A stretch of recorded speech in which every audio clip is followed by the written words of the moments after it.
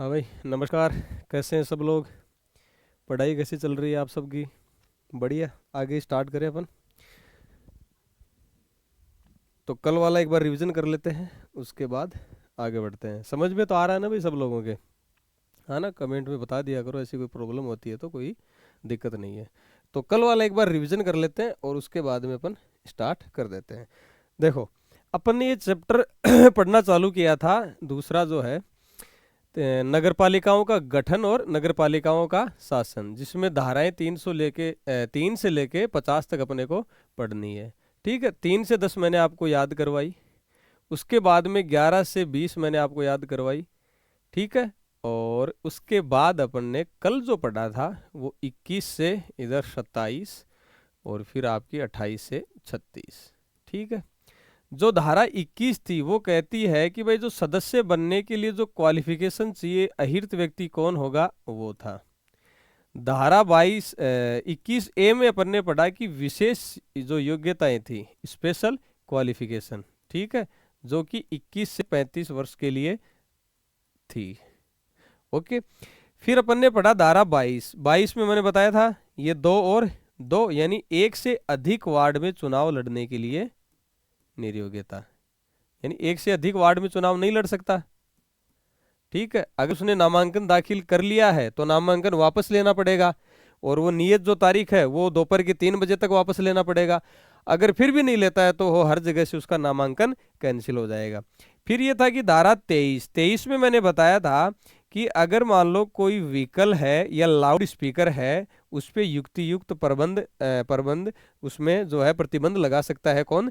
राज्य निर्वाचन आयोग। फिर मैंने इसी में बताया था कि इसमें 3 धाराएं आपको याद रखनी है, 23, 65, 259। इसमें जुर्माना कितना है तीनों में?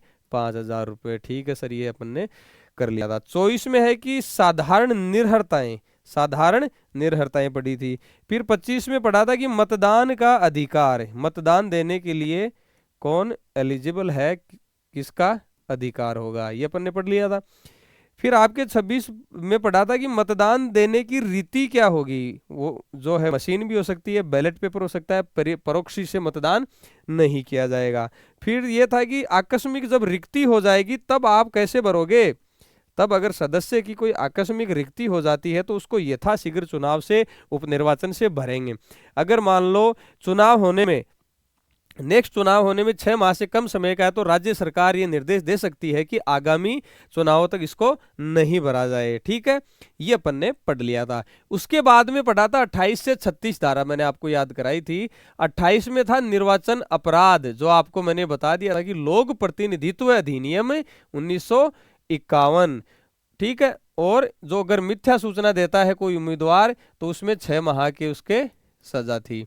उसके बाद में भ्रष्ट आचरण पढ़ा था, रिश्वत, असमयिक असर डालना, मूलवंश जाति आदि के नाम पे घृणा फैलाना, धार्मिक प्रतीकों की दुहाई देना, ये सारी चीजें भ्रष्ट आचरण में थी। फिर धारा 30 में अपन लोग ने पढ़ा था कि सिविल न्यायालयों की अधिकारिकता नहीं होगी। 31 में पढ़ा था निर्वाचन याचिका।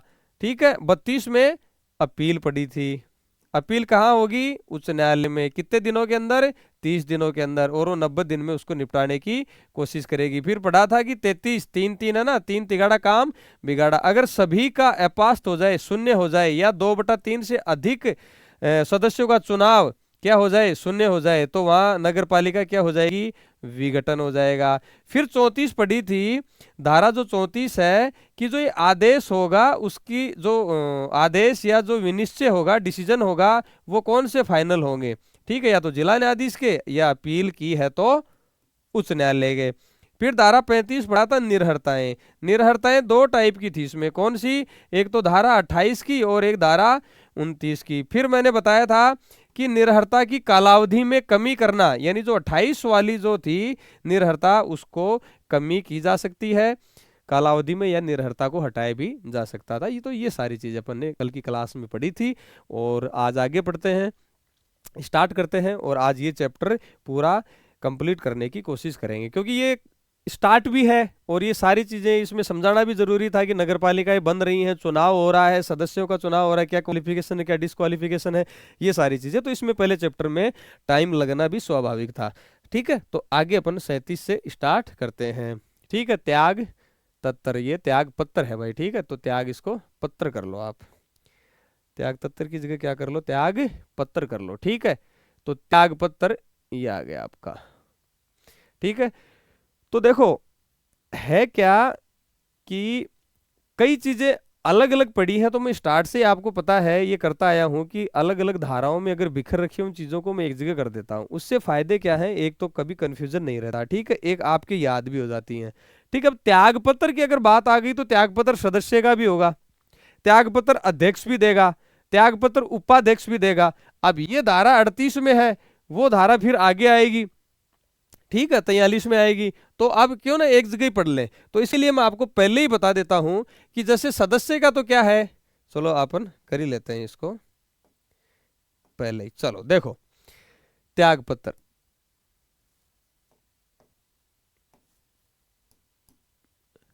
त्यागपत्र किसका हो सकता है, सदस्य। सदस्य को अगर त्यागपत्र देना है तो कोई कार्यपालक मजिस्ट्रेट है, कार्यपालक मजिस्ट्रेट है, उससे लिखित नोटिस को अनुप्रमाणित करवाएगा।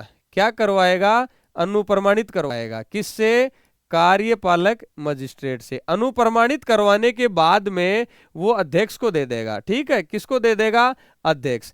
अध्यक्ष क्या करेगा, उसको 15 दिन में स्वीकार करेगा, ठीक है, अध्यक्ष क्या करेगा, 15 दिन में स्वीकार करेगा। अगर वो 15 दिन के अंदर स्वीकार नहीं करता है तो ऑटोमेटिक उसका त्यागपत्र मान लिया जाएगा। अगर मान लो 7 दिन में ही वो अगर उसको स्वीकार कर लेता है तो 7 दिन में ही उसका त्यागपत्र स्वीकार मान लिया जाएगा, ठीक है साहब। तो फिर उपाध्यक्ष किसको देगा, अध्यक्ष को देगा, किसको, अध्यक्ष को। और इसमें कितने दिन में स्वीकार करना है, 30 दिन में, ठीक है साहब। तो अध्यक्ष किसको देगा, अध्यक्ष त्यागपत्र किसको देगा, अध्यक्ष देगा राज्य सरकार द्वारा, राज्य सरकार द्वारा प्राधिकृत अधिकारी को। एक्ट में तो लिखा हुआ है इतना ही, बाकी ये जो पीडीएफ मैं दिखा दूंगा आपको, राज्य सरकार प्राधिकृत, ये तो एक्ट में लिखा हुआ है, लेकिन जो इसके लिए नियम बनाए गए हैं उसमें ये है कि मान लो अगर नगर परिषद है या नगर निगम है, तब तो अध्यक्ष जो त्यागपत्र है वो देगा निदेशक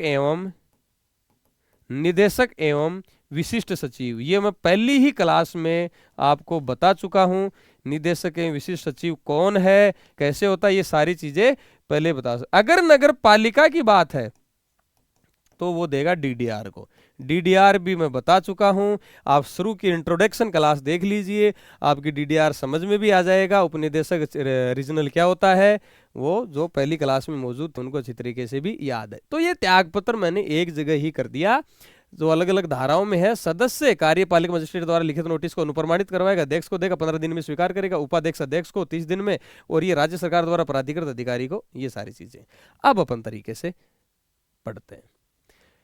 तो अब पढ़ते क्या है, पढ़ ही लिया, ये मैंने बता ही दिया, अध्यक्ष को 15 दिन के अंदर स्वीकार करना पड़ेगा, ठीक है।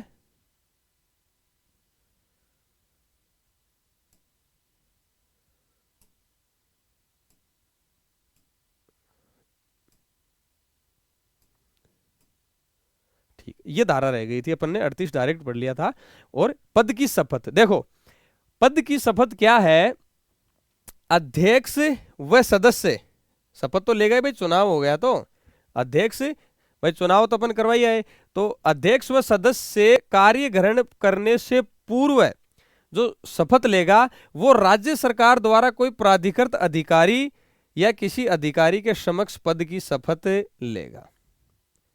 राज्य सरकार द्वारा प्राधिकृत अधिकारी, या तो वो जिला कलेक्टर, या जिला कलेक्टर किसी को नॉमिनेट कर दे, जैसे एसडीएम को। जैसे मान लो किसी भी नगरपालिका का, आपकी नगरपालिका है और उसका चुनाव हो गए, सदस्य को शपथ लेनी है, अध्यक्ष को शपथ लेनी है, तो क्या करेगा कि राज्य सरकार ने जैसे अभी अधिसूचना जारी कर रखी कि भाई मान लो कि जिला कलेक्टर दिलवाएगा या जिला कलेक्टर द्वारा प्राधिकृत अधिकारी, नॉमिनेटेड अधिकारी शपथ दिलवाएगा, तो वो 1 माह के अंदर शपथ लेंगे। किसके अंदर, 1 माह के अंदर अंदर। अगर 1 माह के अंदर अंदर शपथ नहीं लेते हैं तो उनका पद रिक्त माना जाएगा। तो राज्य सरकार ने कह दिया भाई जिला कलेक्टर या कोई भी नॉमिनेट कर दिया, एसडीएम, वो क्या उनको शपथ दिलवाएंगे, कितने, 1 माह के अंदर। मान लो कोई व्यक्ति विचाराधीन कैदी है, विचाराधीन या निरुद्ध परिरुद्ध है, या फिर क्या राजनीतिक कैदी है। तो ये जितने दिन वो रहा ना, वो 1 महीने के अलावा होगा ये, यानी ये 1 माह की जो ये इसमें टाइम पीरियड है वो इसमें नहीं माना जाएगा। जैसे मान लो कि वो शपथ कहाँ से लेता है, वो तो कैदी है विचाराधीन कैदी, परिरुद्ध कर रखा है या राजनीतिक कैदी है, तो वो 1 महीने इसमें नहीं माना जाएगा। मैंने ये बताया था आपको कि 3 जगह आएगा ये। एक तो वोटिंग वाले में आया था, निर्वाचक नामावली वाले में, कि मतदान, वो धारा जो आपकी मतदान का अधिकार था 25 में, उसमें क्या था कि भाई जो मान लो कि दंडादेश के अधीन है, पुलिस अभिरक्षा में है, पुलिस अभिरक्षा में है या कारागार में है, वो वोट देगा क्या? नहीं देगा। और ये किस में आया है? धारा 37 में। तो ये विचाराधीन कैदी, निरुद्ध व्यक्ति और राजनीतिक कैदी, वो शपथ के लिए 1 महीने का टाइम काउंट होगा क्या? उसके लिए नहीं होगा। 3 तो चीज यहीं थी, 3 यहीं थी। और एक आगे और पढ़ेंगे जिसमें वो 3 से अधिक, मान लो कि कोई सदस्य 3 से अधिक बैठकों में, क्रमवती बैठकों में अगर वो अब्सेंट रहता है तो उसकी सदस्यता चली जाएगी। लेकिन वहां विचाराधीन कैदी, निरुद्ध और राजनीतिक वाला टाइम उसमें नहीं जोड़ा जाएगा। तो ये तीनों चीजें याद रखना, इसलिए मैं उसमें बता रहा था। त्यागपत्र वाली अपनी बात हो चुकी है और वो मैंने एक ही जगह आपको बता दी है। क्या आगे चले? मेरे हिसाब से चलना चाहिए।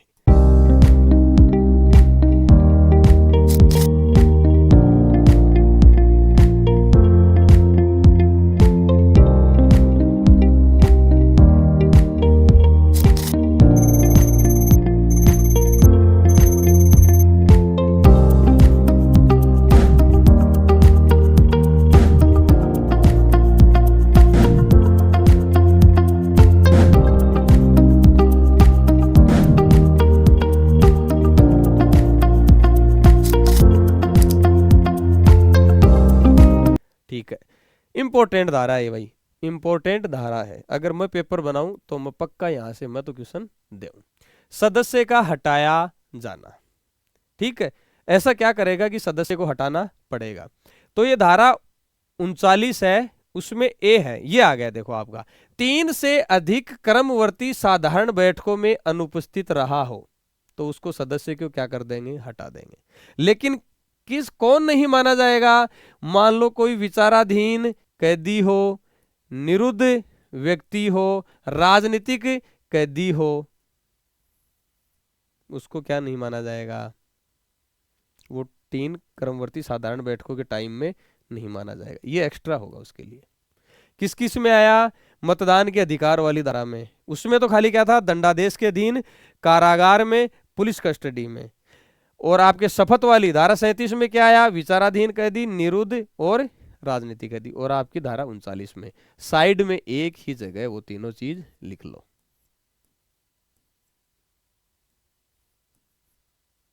ठीक है। तो आपको कभी किसी भी प्रकार का क्वेश्चन आ जाए, मेरे हिसाब से गलत नहीं होगा, एक ही जगह लिख लो। या तो वो 3 से अधिक साधारण बैठकों में अनुपस्थित रहा हो, या वो पद की शपथ न ली हो। अभी तो बोला कि 1 माह के अंदर अगर वो शपथ नहीं लेगा तो क्या हो जाएगा? रिक्त हो जाएगा पद। या धारा 14 याद करो, धारा 21 याद करो, धारा 24 याद करो। 21 में तो अहिर्त व्यक्ति, 24 में आपके क्या था? साधारण निरहर्ताएं, और 14 क्या था? निर्वाचक नामावली में सत्य, ठीक है। ये अगर उनकी अपेक्षाओं को पूरा नहीं करता हो तो सदस्य को क्या कर देंगे? हटा देंगे। फिर है 39 की डी, अगर कर्तव्यों की जानबूझकर उपेक्षा कर रहा हो, कर्तव्यों में अवचार मिसकंडक्ट कर रहा हो, निकृष्ट आचरण डिसग्रेसफुल कंडक्ट, शर्मनाक, डिसग्रेसफुल कंडक्ट, कर्तव्यों के पालन में असमर्थ ही हो गया हो। यहां तो उपेक्षा कर रहा है जानबूझकर, समर्थ तो है कर्तव्यों का पालन करने में, लेकिन जानबूझकर उपेक्षा कर रहा है। यहां वो पालन करने में असमर्थ हो गया हो, सदस्यता के लिए निरहर्त हो गया हो, यानी ऐसा कोई काम कर दिया हो कि वो निरहर अयोग्य हो गया हो, पद का दुरुपयोग कर ले और पद का दुरुपयोग करके कुछ भी वो गलत कर रहा हो, तो भी क्या होगा? डी। इसमें एक छोड़ दिया, वो आपके शायद बुक में भी नहीं लिखा, वो इसमें ई करके कर लो, ठीक है, या आपको अपनी बुक में कर लो। ये 2023 में जोड़ा गया था, ठीक है, वो गलती से रह गया होगा। ई एक देखो, धारा 14, 21, 24 की उपेक्षाओं को पूरा नहीं करता हो, इनकी अपेक्षाओं को देखो। एक निर्वाचन याचिका थी, निर्वाचन याचिका के तहत ये था कि मान लो धारा 14, 21 या 24 या ऐसा कोई चीज पता चल जाए कि यार गड़बड़ हुई है चुनाव में, ये आदमी योग्य नहीं था उस समय, या ये वोट का गलत काउंट कर लिए, तो उसके तहत 1 माह के अंदर जिला न्यायाधीश के वहां पर निर्वाचन याचिका लगाते थे। ठीक है, अगर मान लो उस समय तक निर्वाचन याचिका नहीं लगी और कल को राज्य सरकार को पता चले कि यार ये तो निर्वाचन याचिका नहीं लगी थी लेकिन ये आदमी क्या है गड़बड़ था, अयोग्य था, तब क्या करोगे? निर्वाचन याचिका टाइम तो निकल गई, उसका टाइम तो निकल गया। तो उसके बाद भी 2023 में जोड़ा गया है कि कभी भी अगर राज्य सरकार के संज्ञान में यह आता है कि ये धारा 14, 21, 24 के अनुसार अयोग्य है तो भी उसको हटाया जा सकेगा, चाहे निर्वाचन याचिका का टाइम निकल गया हो। ये आप ऐड कर लो, यानी निर्वाचन याचिका का समय निकलने के बाद भी, लिख लो आप, निर्वाचन याचिका का समय निकलने के बाद भी, निर्वाचन याचिका का समय निकलने के बाद भी यदि राज्य सरकार के संज्ञान में आता है कि सदस्य धारा 14, 21 व 24 के अधीन निर्हरित था, अयोग्य था, ठीक है, इतना लिख लो, तो भी उसको क्या कर देंगे, सदस्य को हटा सकते हैं। ठीक है, आगे चले। अब ये देखो, ये ए बी सी डी और ई, यानी 39 ए हो गया, 39 बी, 39 सी, 39 डी और ये वाला 39 ई, इन क्या कर सकते हैं, सदस्यों को हटा सकते हैं। डी में कितने हैं, 1 2 3 4 5 6, 1 2 3 4 5 6, ये हो गया। ठीक है, तो 39 1 डी इंपॉर्टेंट है, ये आगे भी आपके बहुत आएगी। ठीक है, कैसे, कर्तव्यों की जानबूझकर, मिसकंडक्ट, डिस्ग्रेसफुल कंडक्ट, कर्तव्यों का पालन में असमर्थ, सदस्य निहरते हो जाए, पद का दुरुपयोग। अब ये तो आपने कर दिया, लेकिन ऐसे है क्या कि भाई ये आपको पता चला डायरेक्ट हटा दिया, नहीं, इसमें क्या होगा कि राज्य सरकार एक सेवानिवृत्त अधिकारी जो राज्य स्तरीय सेवा का होगा, उस सेवा की रैंक का होगा, उससे जांच करवाएगी, या तो स्वयं जांच करेगी या इस अधिकारी से जांच करवाएगी, और उस सदस्य को पूरा मौका दिया जाएगा, उस सदस्य को पूरा मौका दिया जाएगा स्पष्टीकरण का, और उस जांच के बाद राज्य सरकार हटाएगी। और जब तक राज्य सरकार हटा नहीं दे तब तक वह काम करता रहेगा, जब तक उसको हटा नहीं दे तब तक काम करता रहेगा, लेकिन इस बीच उसको निलंबित कर सकती है, इस बीच उसको निलंबित कर सकती है। बात समझ में आई क्या? यानी उसको इन चीजों से अगर हटा रहे हैं 39 A B C D E, तो एक राज्य स्तरीय या सेवानिवृत्त अधिकारी जो राज्य स्तरीय रैंक का हो उससे जांच करवाएगी, उसको स्पष्टीकरण का मौका देगी सदस्य को, ठीक है, उसके बाद हटाएगी। जब तक उसको हटाई नहीं देती तब तक वो काम करता रहेगा, लेकिन इस बीच निलंबित कर सकती है, इस बीच निलंबित कर सकती है। आरपीएससी के सदस्यों के बारे में पढ़ते हैं ना, इस बीच उसको निलंबित कर सकती है, लेकिन हटाता कौन है, राष्ट्रपति। ठीक है, ऐसे ये देखो, उसको क्या दिया जाएगा, स्पष्टीकरण का आदेश दिया जाए। लेकिन अगर हटाने का आधार सी व डी हो, हटाने का आधार सी व डी हो, तो क्या करेंगे, तो करेंगे न्यायिक अधिकारी द्वारा जांच की जाएगी, न्यायिक अधिकारी द्वारा जांच की जाएगी, और उसके बाद उस जांच के निष्कर्ष के बाद राज्य सरकार को भेजेगा, और राज्य सरकार का आदेश क्या होगा, अंतिम होगा।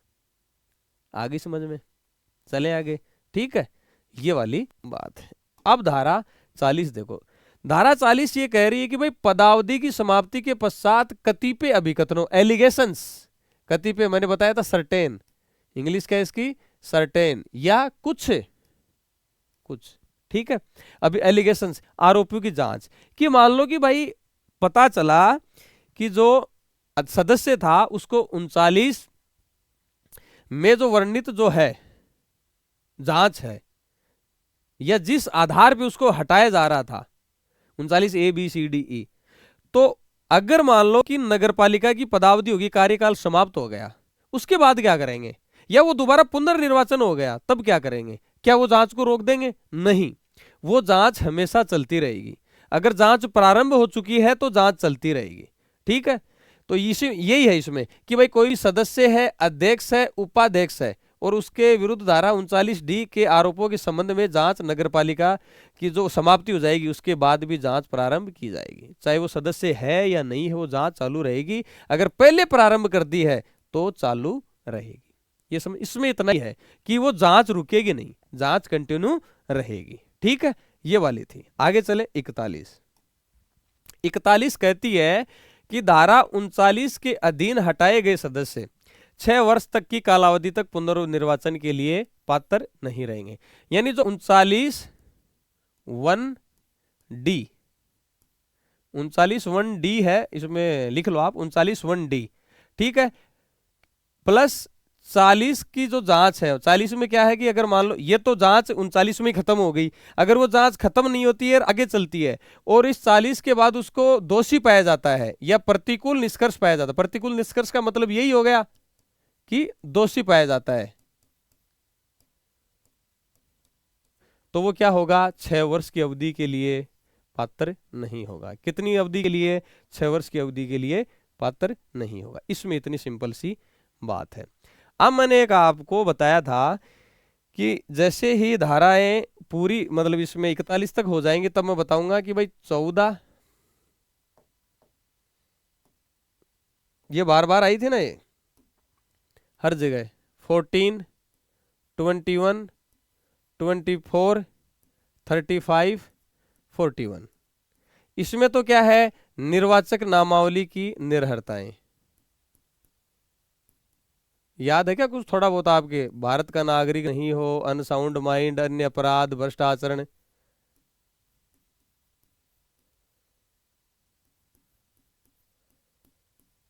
इसमें क्या था, अहिर्त सदस्य के लिए अहिर्त व्यक्ति। इसमें क्या था, निर्हरताएं, साधारण निर्हरताएं, किसके लिए? सदस्य के लिए।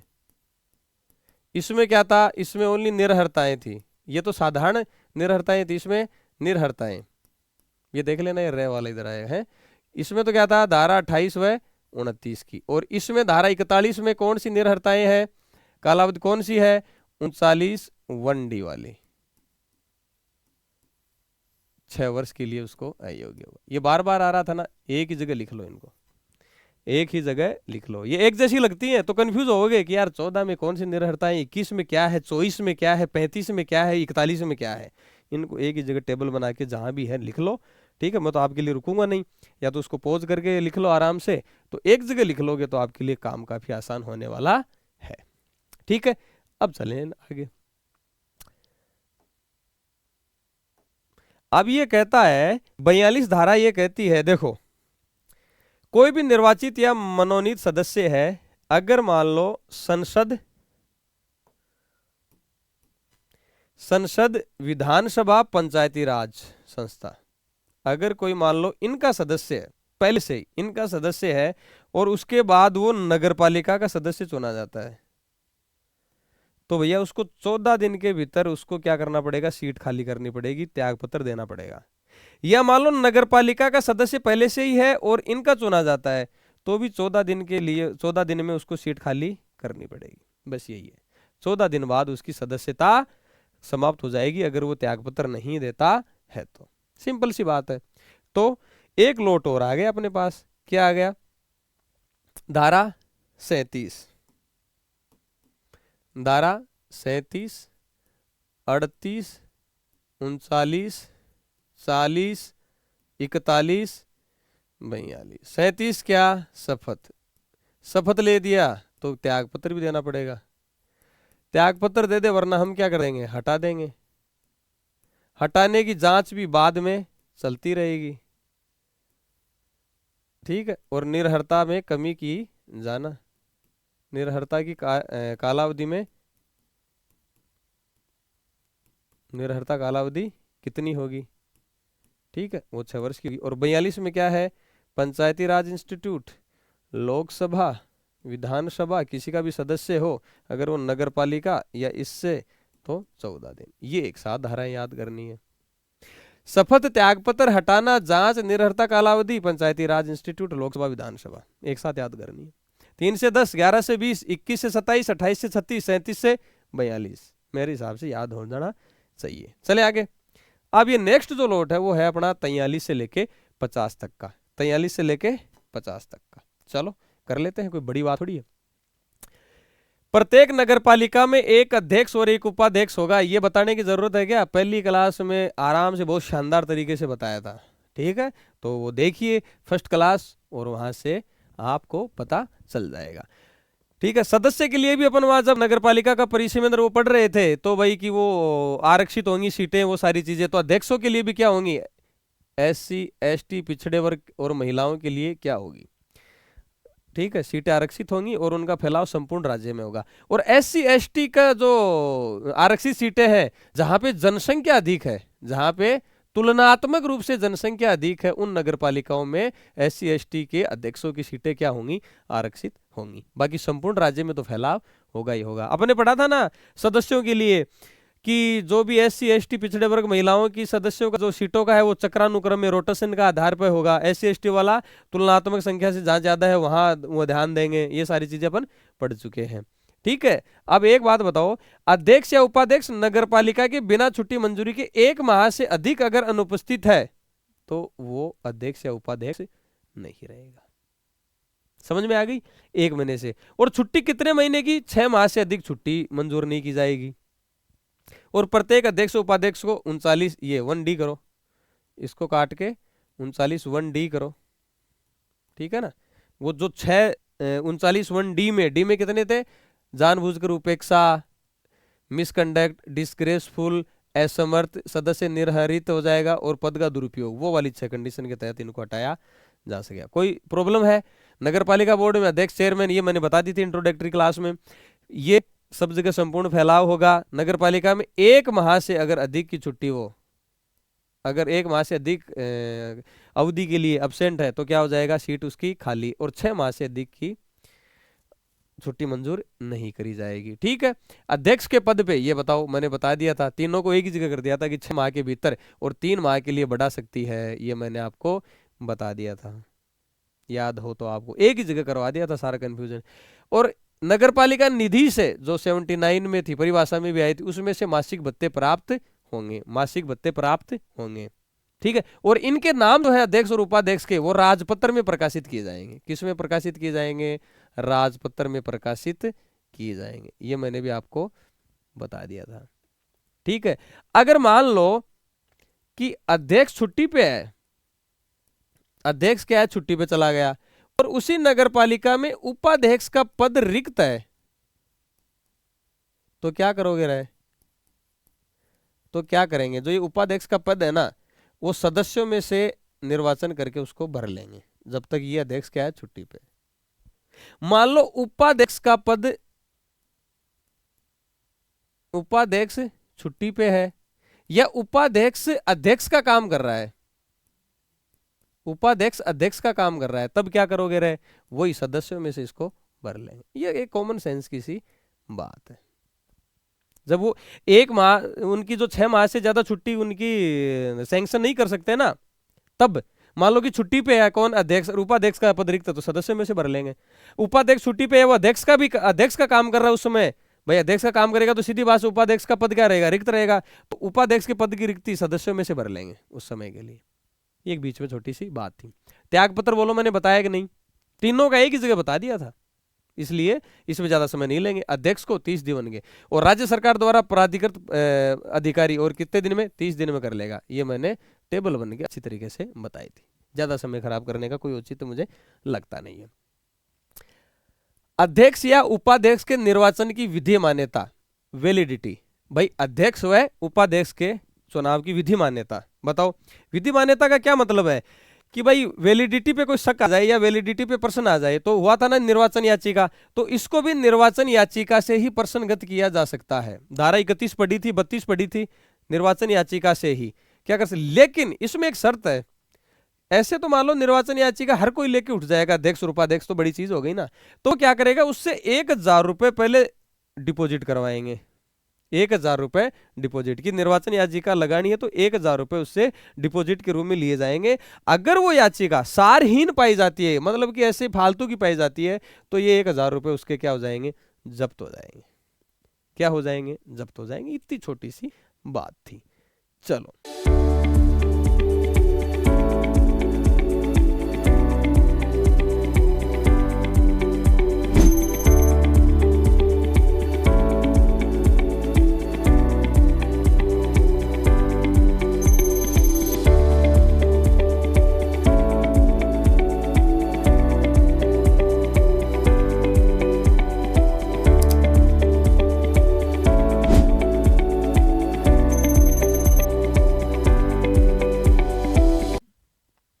नगर पालिका के मुख्य कार्य। अब क्या आ गए नगर पालिका के मुख्य कार्य। एक हमारा दोस्त नगर पालिका में है, ठीक है, तो उससे ये पूछ लिया कि यार नगर पालिका मतलब क्या, ईओ कितनी क्या पावरफुल पोस्ट है, और नगर पालिका के मतलब क्या क्या कार्य होते हैं, सब मतलब क्या है भाई ईओ की पोस्ट, ये इतना इसका मतलब चार्म बताया जा रहा है। तो उसने एक एक ही वर्ड बोला कि जन्म से मृत्यु तक जितने भी काम होते हैं ना वो पूरे नगर पालिका करती है। मैंने कहा यार ऐसा क्या हुआ है? तो कह रहा है कि जन्म प्रमाण पत्र से लेके मृत्यु प्रमाण पत्र तक नगर पालिका में बनाए जाते हैं।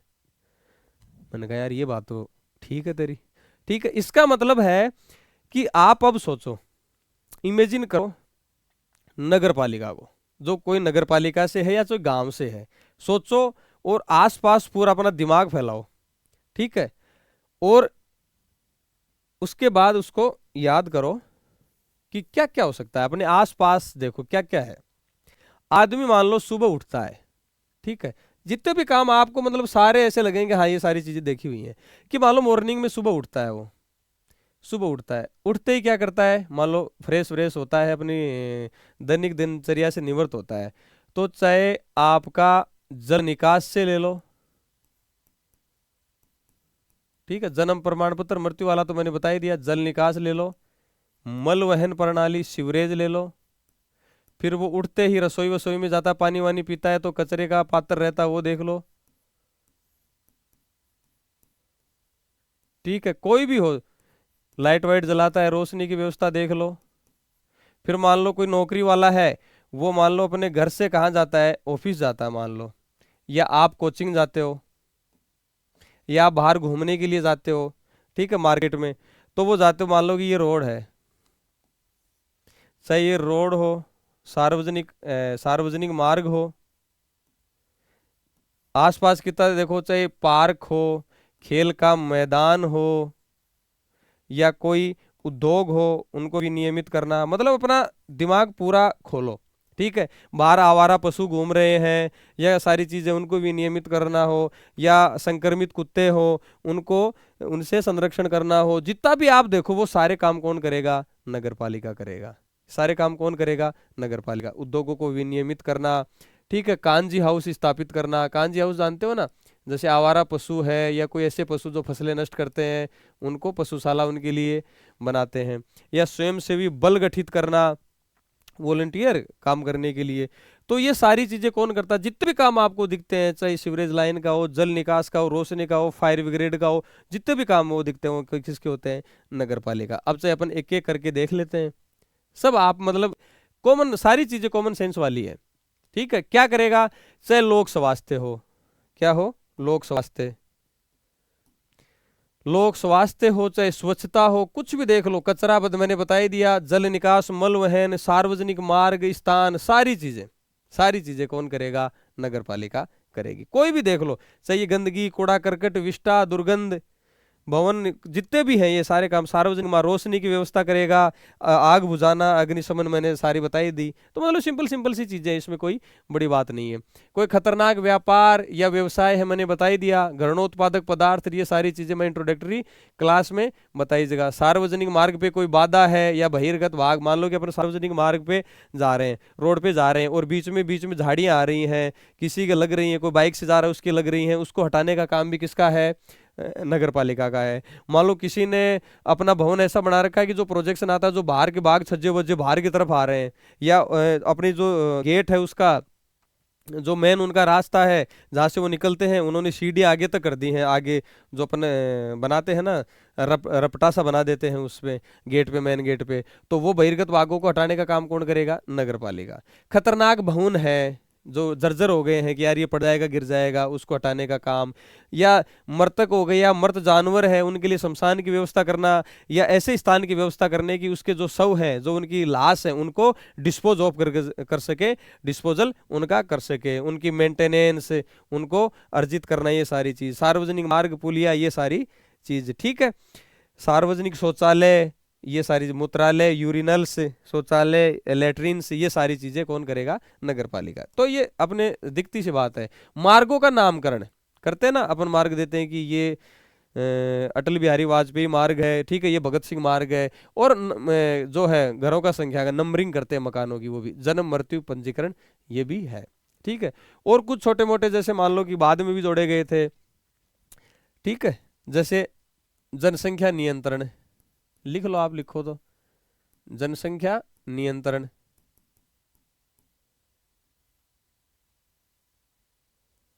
छोटे परिवार के मानक,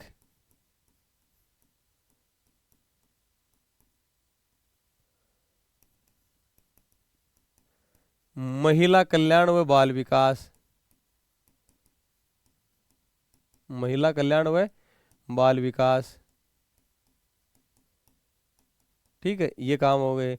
जैसे हो गया आर्थिक विकास, सामाजिक न्याय, ये सारे बातें जो अपन अक्सर पढ़ते हैं। गरीबी उन्मूलन, गरीबी उन्मूलन, गंदी बस्ती सुधार मान लो, जो गंदी बस्तियां उनका सुधार मान लो। सार्वजनिक वितरण प्रणाली, पीडीएस, सार्वजनिक वितरण प्रणाली, या कुछ जरूरतमंद लोग हैं जिनको भोजन की आवश्यकता है उनको भोजन उपलब्ध कराना। ये सारे बोल वचन हैं, ये चीजें आपको याद रखनी है, ठीक है। और ये जब चीजें करेगी ना नगर पालिका, तो ऐसा नहीं है कि उसका ये सब इनको करना नेसेसरी है, वो ये देखेगी कि भाई उसकी प्रबंधकीय ताकत कितनी है, उसकी तकनीकी क्षमता कितनी है, उस पे वित्तीय संसाधन है या नहीं, इसको ये ध्यान में रखेगी, इसको ये ध्यान में रखेगी वो, कि भाई उसके पास बजट है ही नहीं और हाथ डाल दिया कि वो पुलिया बनाना है 1,000 करोड़ का, तो ये सारी चीजें तो ये भी ध्यान में रखे। कोई राज्य सरकार उसको बता दे कि यार ये कार्य करना है, वो कर देगी, ठीक है। फिर है अन्य नगर पालिका कार्य, ये तो है ही मेन मुख्य नगर पालिका कार्य। अन्य नगर पालिका के क्या कार्य हो सकते हैं, जैसे मान लो उसके पास ठीक ठाक बजट है, उसके पास तकनीकी क्षमता है, तो वो कर सकती है। जैसे पर्यावरण संरक्षण में क्या कर दिया, जैसे सामाजिक वानिकी, ठीक है, सामाजिक वानिकी कर दी, हरियाली बढ़ाने के लिए पौधे लगा दी, पौधशालाएं बना दी, पौधे लगा दिए। जैसे बंजर भूमि है उसको उपजाऊ बनाने के लिए उपाय किए गए, ये पर्यावरण से संरक्षण संबंधित हो गए। लोक स्वास्थ्य व स्वच्छता है, जैसे मान लो कि टीकाकरण अभियान, या कोई अस्वास्थ्यकर क्षेत्र है जहां से मान लो तालाब वालाब है, बदबू वगैरह आ रही है, या मच्छरों का कारखाना बन गया है, ऐसी जगह गंदगी वाली जगह, तो उसको सही करवा देगी।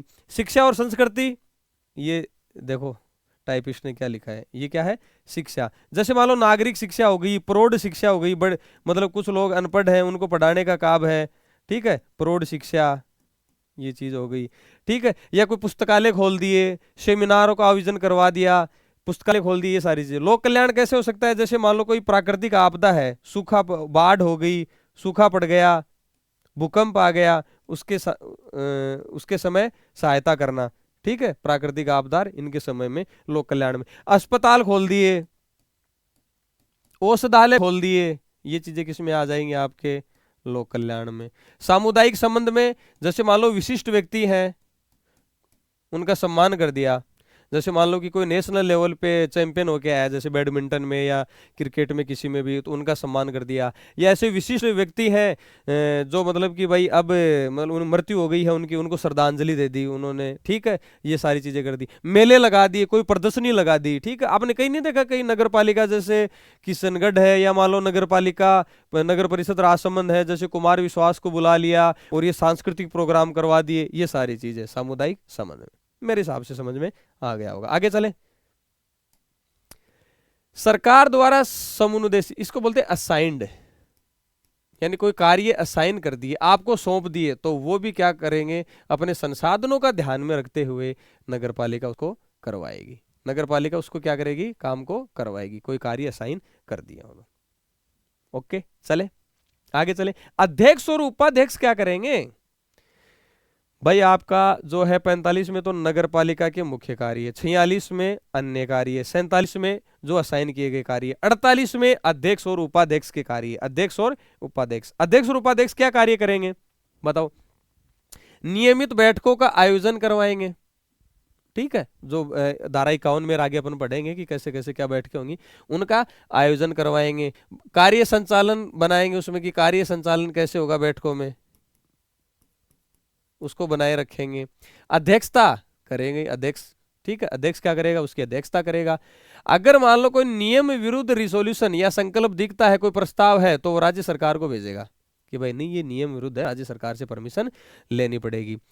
नगर पालिका के वित्तीय और कार्यपालक प्रशासन पे वो निगरानी रखेगा। कार्यपालक प्रशासन हो गया मतलब अपनी ब्यूरोक्रेसी, ठीक है, सरकारी कर्मचारी, ठीक है, जैसे अपना ईओ हो गया या वहाँ एलडीसी है या जूनियर अकाउंटेंट है वो, और उसके वित्तीय पे भी रखे। उपाध्यक्ष क्या करेगा, या तो उसको अध्यक्ष डेलीगेट कर दे, कार्य प्रत्यायोजित कर दे, या मान लो वो अब्सेंट अध्यक्ष, तो बैठकों की अध्यक्षता कौन करेगा, उपाध्यक्ष करेगा, ठीक है, और उसकी शक्तियों का प्रयोग करेगा। तो ये सिंपल सी बातें हैं, कर दोगे। आगे चले, बताओ आपकी आज्ञा हो तो चले।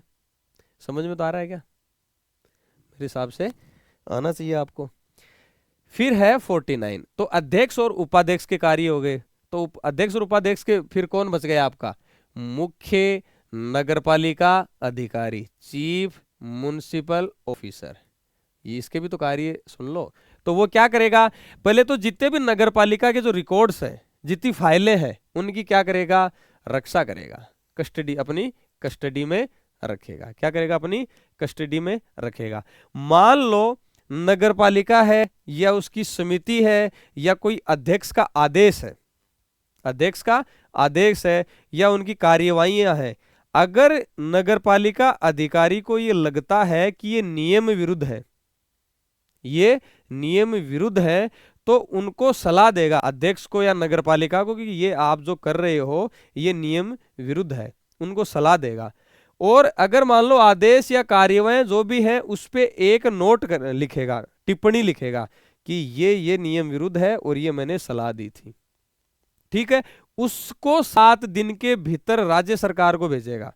और अगर राज्य सरकार ये देखती है कि हाँ ये सीएमओ ने ये मेरे पास भेजा है और ये नियम विरुद्ध है, तो वो जो आदेश पारित करेगी वो राज्य सरकार का आदेश क्या होगा, अंतिम होगा। लेकिन अगर राज्य सरकार 30 दिन के भीतर भीतर वो कोई भी आदेश पारित नहीं करती है, तो जो अध्यक्ष का आदेश था या समिति की कार्यवाही थी वो क्या होंगी, फाइनल। उसमें फिर उसकी टिप्पणी का कोई रोल नहीं रहेगा। तो क्या है, कोई भी समिति है, अध्यक्ष का आदेश है या कोई प्रोसीडिंग्स कार्यवाहियां है, तो उसमें ये मुख्य नगरपालिका अधिकारी अवगत कराएगा कि वो नियम विरुद्ध नहीं हो, नियम विरुद्ध नहीं हो। और 7 दिन के भीतर भीतर कहाँ भेजेगा, राज्य सरकार के पास। और राज्य सरकार अगर 30 दिन के अंदर अंदर कोई कार्यवाही नहीं करती है, तो वो क्या होंगे, उनको नियम के अकॉर्डिंग ही माना जाएगा। समझ में आ गया, ये चीजें हैं। तो कहने का मतलब है कि वो अवगत कराएगा कि भाई ये नियम विरुद्ध है 7 दिन के भीतर, और 30 दिन के भीतर अगर राज्य सरकार कोई आदेश नहीं निकालती है तो ये सही माना जाएगा। ठीक है, अब देखो, मान लो नगरपालिका समिति है या अध्यक्ष है, जो भी आदेश निकलते हैं, जो भी कार्यवाहियां होंगी, जो भी ऑर्डर पारित होंगे, या जो देखो ये अनुज्ञप्तियां हैं, अनुज्ञप्ति इसको इंग्लिश में बोलेंगे लाइसेंस, ये आगे भी आएगा, आगे भी आएगा हर जगह की अनुज्ञप्तियां। अनुज्ञप्तियों से आप घबराना मत, के अनुज्ञप्ति क्या, उसको बोलते हैं लाइसेंस। अनुज्ञाओं, परमिशंस, ये वर्ड आगे भी आएंगे। तो जहां पे अनुज्ञा आई उसका मतलब क्या हो गया, परमिशन की बात कर रहा है। समझ, परमिशन तो आप जानते ही हो, लाइसेंस आप जानते ही हो, ठीक है। जैसे कोई भी ड्राइविंग लाइसेंस है, इसका मतलब ड्राइविंग करने की आपको इजाजत मिल गई। परमिशन, जैसे भाई मुझे कोई भी एनओसी लानी है, कोई भी चीज लानी है, उसकी परमिशन मुझे मिल गई, ठीक है, ये चीज करने की, भाई मैं यहाँ पे प्रोग्राम करना चाह रहा हूँ पुलिस की परमिशन से, तो आपको परमिशन मिल गई। तो उसको हिंदी में ये एक्ट क्या कह रहा है, अनुज्ञा। और लाइसेंस को क्या कह रहा है, अनुज्ञप्ति। ये चीज आपको याद रखनी है। तो वो उनको ऑथेंटिक कौन करेगा, वो करेगा मुख्य नगरपालिका अधिकारी। अब देख लो पावर, ईओ की पावर देख लो आप, कि नगरपालिका समिति या अध्यक्ष द्वारा मंजूर किए गए संकल्प, लाइसेंस, अनुज्ञा अधिप्रमाणित कौन करेगा, ईओ करेगा, मुख्य नगरपालिका अधिकारी करेगा। समझ रहे हो? चलो आगे क्या है, जितने भी नगरपालिका को लेटर लिखे जाएंगे, ठीक है, कि भाई नगरपालिका को कोई लेटर लिखे जा रहे हैं, जैसे स्वायत्त शासन विभाग है, स्वायत्त शासन विभाग जानते हो ना, ठीक है, local self local self government, ठीक है, स्वायत्त शासन विभाग, ठीक है, या लोकल बॉडी जो बोलते हैं। या तो वो जैसे नगरपालिका को कोई लेटर लिख रहे हो कि आप है ना मानसून में ये तैयारी आपको रखनी है, ये चीजें करनी है, या कोई व्यक्ति लिख रहा हो नगर पालिका को, तो क्या लिखेगा, मुख्य नगर पालिका अधिकारी ये। तो यानी नगर पालिका को संबोधित जितना भी पत्राचार होगा वो नगर पालिका अधिकारी यानी मुख्य नगर पालिका अधिकारी के नाम से होगा। अध्यक्ष के नाम से भी हो सकता है, और जो लेटर किसी और को लिखे जा रहे हैं, नगर पालिका लिख रही है किसी को, तो वो भी कौन लिख सकता है, अध्यक्ष भी लिख सकता है और मुख्य नगर पालिका अध्यक्ष भी लिखता है। तो नगर पालिका को संबोधित पत्राचार सीएमओ या अध्यक्ष के नाम से भेजा जाएगा, और नगर पालिका की तरफ से किए जाने वाले पत्राचार भी इन दोनों के हिसाब से किया जाएगा। ठीक है। अब देखो, मान लो राज्य सरकार नगर पालिका या नगर पालिका की कोई समिति है, समिति आगे पढ़ेंगे, मैं जो समिति कर रहा हूं धारा 54-55 में पढ़ेंगे, या तो नगर पालिका की सम्मति या कोई बैठक हुई है उसका कार्यवर्त। देखो, एक तो होता है एजेंडा, एजेंडा को बोलते हैं कार्यसूची। फिर बैठक हो गई, बैठक में ये प्रपोजल हुए और ये निर्णय हुए, उसके बाद में जो बनते हैं उसको बोलते हैं मिनट्स। ये होता कार्यवर्त, ये आप उसमें पारिभाषिक शब्दावली में भी याद रखना। तो एजेंडा और मिनट्स, कार्यवर्त। ठीक है कि भाई ये एजेंडा है, ये है कि आज इसमें ये प्रस्ताव है, ये इस मीटिंग में ये बातें रखी जाएंगी और इन पे निर्णय होंगे, और उसके बाद में किसी पे निर्णय हुआ किसी पे नहीं हुआ, तो जो बाद में कंक्लूजन बनेगा उसको मिनट्स बोलते हैं, कार्यवर्त। तो राज्य सरकार मुख्य नगर पालिका जो अधिकारी है उससे किसी भी समिति का कोई भी कार्यवर्त है या कोई भी कार्यवाही है उससे संबंधित दस्तावेज मांग सकती है। राज्य सरकार भी मांग सकती है, नगर पालिका भी मांग सकती है। ठीक है, दोनों मांग सकते हैं। ये बीच में मैं एक बात बता रहा था, उसको लिख लो आप कहीं। अन्य कार्य जैसे इसके क्या हो गए कि नगर पालिका द्वारा मांगे जाने पर दस्तावेज, जैसे कोई भी है, देखो जैसे एक्ट में लिखा है विवरणी, इसको बोलते हैं रिटर्न, यानी कोई भी नगर पालिका में काम किया गया विवरणी। एक होता है विवरण जो एक्ट में लिखा है, उसको बोलते हैं आपका स्टेटमेंट, लेखा, अकाउंट। तो नगर पालिका कोई भी विवरणी, जैसे इनकम टैक्स रिटर्न भरते हैं तो क्या होता है, कागज होता है, ठीक है, पूरा एक फॉर्म होता है, उसको भरते हैं ना, वो रिटर्न। तो जैसे इनकम टैक्स रिटर्न हो गया, या नहीं करते यार रिटर्न भरना है, तो वो वाली चीज है। विवरण स्टेटमेंट हो गया, जैसे बैंक स्टेटमेंट क्या है, तो एक स्टेटमेंट निकल के आई ना, एक रिपोर्ट निकल के आई ना, स्टेटमेंट, वो विवरणी तो हुआ ये। तो नगर पालिका से संबंधित कोई भी रिटर्न होगा या स्टेटमेंट होगा या कोई अकाउंट होगा, उसकी रिपोर्ट कौन मांग सकती है, नगर पालिका। राज्य सरकार भी मांग सकती है। ठीक है, ये वाली चीज। मान लो नगर पालिका की ऑडिट हो रही है, ऑडिट करने आते हैं नगर पालिका, जितने भी काम करो या किसी भी डिपार्टमेंट हो, सबकी ऑडिट होती है, और ऑडिट करने आई, और ऑडिट के दौरान मुख्य नगर पालिका के ध्यान में, मुख्य नगर पालिका अधिकारी के ध्यान में कोई गलती आ गई, पकड़ में कोई त्रुटि आ गई, तो उसको दूर करेगा। किसका काम है दूर करने का, मुख्य नगर पालिका अधिकारी का। अगर वो नहीं कर पाया और उसके ध्यान में है, तो उसका उत्तरदायी होगा वो व्यक्ति से, वो खुद उत्तरदायी होगा। और ये किसके सुपरिंटेंडेंस में काम करेगा, अध्यक्ष के कंट्रोल में रह के काम करेगा। और ये तो अध्यक्ष, फिर सीएमओ, और वो जो सीएमओ है मुख्य नगर पालिका अधिकारी है, वो बाकी के अधिकारी और सेवकों को नियंत्रण में रखेगा। ठीक है। बैठक में विचाराधीन विषय पर स्पष्टीकरण, परंतु मतदान नहीं करेगा। कोई भी विषय है और उस पर विचार चल रहा है तो वो बता सकता है, सलाह दे सकता है, सुझाव दे सकता है, लेकिन मतदान नहीं करेगा। ठीक है। और ये सुनिश्चित करेगा कि कोई भी कार्य नियम विरुद्ध ना हो, ये तो अपन कर ही चुके हैं। ठीक है, ये सुनिश्चित गलत है, ये वाला से इसमें लिख लेना। आ गया होगा समझ में मेरे हिसाब से, कोई समस्या? आगे चले।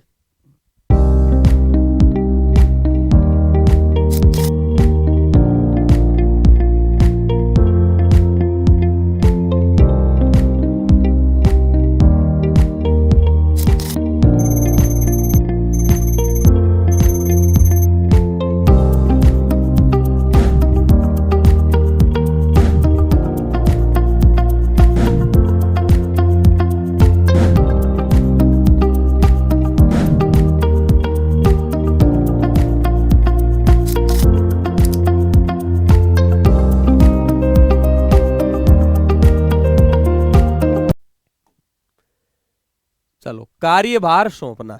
ठीक है, कार्यभार सौंपना तो होगा क्या, जैसे मान लो कोई भी अध्यक्ष है, कोई भी अध्यक्ष है, उपाध्यक्ष है, सदस्य है। ये लिख लिया करो आप, है ना, थोड़ा सा जैसे छोटा मोटा। तो अध्यक्ष, उपाध्यक्ष, सदस्य, मान लो उनका पद रिक्त हो गया हो या उनका निलंबन हो गया हो या उनको हटा दिया हो या वो अध्यक्ष, उपाध्यक्ष या सदस्य रहे ही ना हो, यानी किसी भी प्रकार से अगर वो हट गए, वो नहीं है, तो क्या करेंगे? किसी को कार्यभार तो सौंपना पड़ेगा ना, किसी को कार्यभार तो सौंपना पड़ेगा। तो इस स्थिति में क्या होगा? अध्यक्ष है वो उपाध्यक्ष को सौंपेगा। किसको सौंपेगा? उपाध्यक्ष को। अगर उपाध्यक्ष नहीं है तो जो राज्य सरकार निर्देशित करे उस सदस्य को। ठीक है, अध्यक्ष उपाध्यक्ष को, और उपाध्यक्ष भी मान लो नहीं है तो राज्य सरकार निर्देशित करे उसको। उपाध्यक्ष किसको? अध्यक्ष को। और अध्यक्ष मान लो नहीं है तो अरे ये क्या है, इसको काटो भाई, इसको काट को अध्यक्ष करो, बुक में भी होगा, या अध्यक्ष कर लो इसको। ठीक है ना, तो इन क्लासों का ये भी फायदा हो गया। तो बुक में कोई छोटी मोटी गलती है वो भी सही हो। उपाध्यक्ष अध्यक्ष को, और अध्यक्ष नहीं है तो राज्य सरकार द्वारा निर्देशित सदस्य को। ठीक है, ये वाली चीज।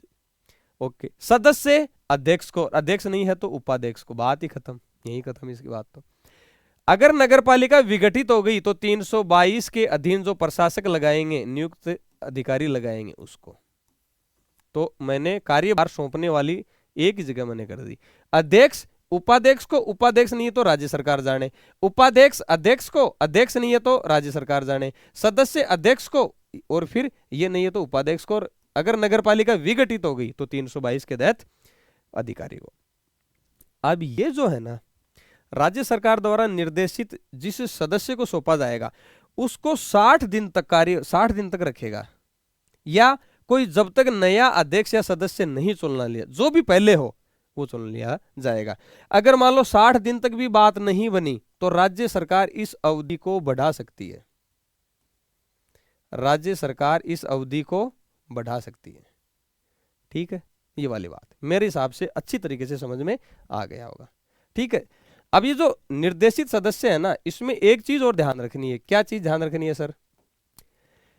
मान लो अध्यक्ष, आप कह रहे हो कि सर अध्यक्ष है, अध्यक्ष कार्यभार सौंपेगा उपाध्यक्ष को। मान लो ये अध्यक्ष SC ST पिछड़े वर्ग या महिला हो, उसके लिए आरक्षित था और वो अध्यक्ष हट गया हो, तो किसको करोगे? उपाध्यक्ष को। लेकिन उपाध्यक्ष इन्हीं वर्ग का होना चाहिए, उपाध्यक्ष इन्हीं वर्ग का होना चाहिए। अगर उपाध्यक्ष इन्हीं वर्ग का नहीं है तो इन वर्ग का कोई मान लो सदस्य है उसको, और अगर इन वर्ग का सदस्य भी नहीं हो तो फिर राज्य सरकार जिसको निर्देशित करे उसको।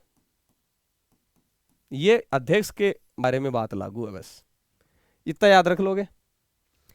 ये तो अपन पीछे भी करते हैं, सीधी सी बात है, जो चुनाव लड़ने में और धाराओं में भी करते हैं। ये कॉमन सेंस वाली बात है कि भाई जो अध्यक्ष इस आरक्षित वर्ग का है तो उपाध्यक्ष उसी वर्ग का होना चाहिए, या अगर ये भी इन वर्ग से नहीं है तो सदस्य होना चाहिए, और अगर फिर भी नहीं है तो फिर तो क्या ही करना है, राज्य सरकार जो निर्देशित करेगी। ठीक है, ये आपका चैप्टर यहाँ कंप्लीट होता है। मेरे हिसाब से मैंने पूरे तन्मयता के साथ आपको पढ़ाया है। अब कुछ चीजें मैं आपको PDF के जरिए दिखाता हूं तो आपके और भी थोड़ा सा कंसेप्ट क्लियर हो जाए। ये लो, एक तो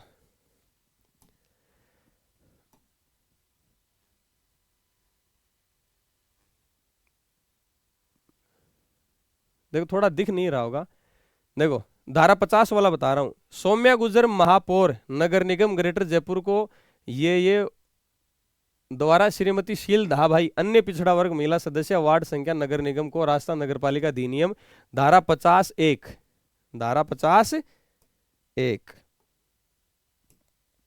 ठीक है, यानी जो सौम्या गुजर जो अध्यक्ष थी उनको हटाया गया। ठीक है, अब 50(1) के तहत कार्यभार दे रहे हैं। किसको दे रहे हैं? ये महिला सदस्य थी तो श्रीमती शील धाभाई अन्य पिछड़ा वर्ग उसको दे रहे हैं। ठीक है, यही पढ़ा, अध्यक्ष यानी जिस वर्ग का है उसको अपन दे रहे हैं। और फिर आगे क्या कह रहा है कि 60 दिवस 60 दिवस सरकार द्वारा अन्य आदेश जो पूर्व तक के लिए महापौर के पद की कार्यभार अवधि बढ़ाई गई थी। मैंने बताया ना, राज्य सरकार अवधि बढ़ा सकती है।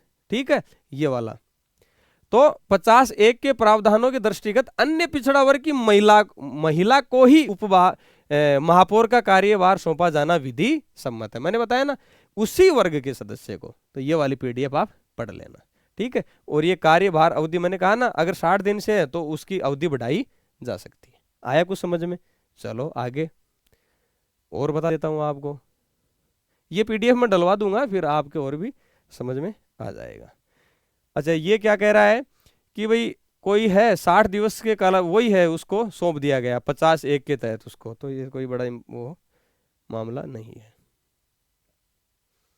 53 पढ़ी नहीं है अपन ने। फिर इलेक्शन नोटिफिकेशन, देखो ये पढ़ा है क्या मैंने आपको, है ना? ये देखो अधिसूचना, जो कहा था ना कि भाई अधिसूचना कौन जारी करेगा? राज्य सरकार। अधिसूचना, ये इलेक्शन की अधिसूचना है। इलेक्शन की क्या है? अधिसूचना है। ये रहा इलेक्शन की अधिसूचना। तो उसमें मैंने बताया था कि यहाँ इलेक्शन की अधिसूचना राजस्थान गवर्नमेंट यानी राज्य सरकार, राज्य निर्वाचन आयोग नहीं, राज्य सरकार इलेक्शन की अधिसूचना जारी करती है। आप देख सकते हो। ठीक है, इससे ज्यादा तो क्या ही करें आपके लिए। फिर है, ये बता ही दिया था। ये देखो, एक आया था ना कि नगरपालिका निधि से मासिक भत्ते दिए जाएंगे। ये देख लो, ये आपको याद नहीं करना है, ये तो मैं बता रहा हूं कि धारा उसमें जो आपके आए थे, ये सदस्यों को, पालिका के सदस्यों को जो मासिक भत्ते दिए जाएंगे। ठीक है, और फिर ये आपके उनके चेयरमैन के वो देख लो। ठीक है, मासिक भत्ते ये। ठीक है, मेयर, प्रेसिडेंट, चेयरमैन, ये वाले मेयर, प्रेसिडेंट, चेयरमैन, ये वो दिए जाएंगे। ये आप अपने आप देख लेना। ठीक है, ये मैं पीडीएफ ले आता हूँ कि थोड़ा सा आपके सही हो जाए। ये निर्वाचन अधिसूचना है ही। तो अपन आज ये कर चुके हैं चैप्टर। चलो, तो आज अपन ने क्या पढ़ा? धारा 37 से 37 मैंने बता दिया था कि 37, 38, 39, 40, 41, 42 तक याद करना है। ठीक है, उसके बाद 43, 44, 45, 46, 47, 48, 49, 50। 37 में क्या था? सर शपथ थी। 38 में क्या था? त्याग पत्र था। त्याग पत्र वाला मैंने बता ही दिया। शपथ 1 माह में लेनी जरूरी होती है राज्य सरकार द्वारा प्राधिकृत अधिकारी द्वारा। 39 में सदस्य का हटाना, खूब बताया था मैंने। 39 ABCD और 39 D1D इंपोर्टेंट है, ये मैंने आपको। 40 क्या है? कतिपय अभिकथनों की जांच जारी रहेगी। ठीक है, और ये निर्हरता हटाए जाना, कि निर्हरता की अवधि कितनी रहेगी वो वाली है 39 1D की। और 42 में अगर पंचायती राज इंस्टीट्यूट का सदस्य है या MP है या MLA है तो 14 दिन के अंदर उसको त्यागपत्र देना पड़ेगा। ये फिर आपका क्या है? अध्यक्ष और उपाध्यक्ष, सारी चीजें मैंने आपको बताई थी। 44 में क्या है? उनके वैलिडिटी, चुनाव की उनकी वैलिडिटी, निर्वाचन याचिका, और 1000 रुपए आपको उसमें डिपॉजिट करने के वरना जमा हो जाएंगे। फिर नगरपालिका के कार्य, फिर अन्य कार्य जो पर्यावरण संरक्षण था, ये वाला था। उसके बाद है असाइंड कार्य, समनुदेशित कार्य। फिर अध्यक्ष और उपाध्यक्ष के कार्य। 49 में क्या था? CMO के कार्य। और 50 में कार्यभार संभालना। ये आपका चैप्टर यहां होता है क्लोज। कल अपन अगले चैप्टर की तरफ बढ़ेंगे। मेरे हिसाब से ये चैप्टर थोड़ा लेंथी भी था, इसमें थोड़ा समय लगना भी जरूरी था, और ये कंसेप्चुअल ज्यादा था। अब ज्यादा जोर नहीं आएगा। ठीक है, अब आपको ज्यादा जोर नहीं आएगा।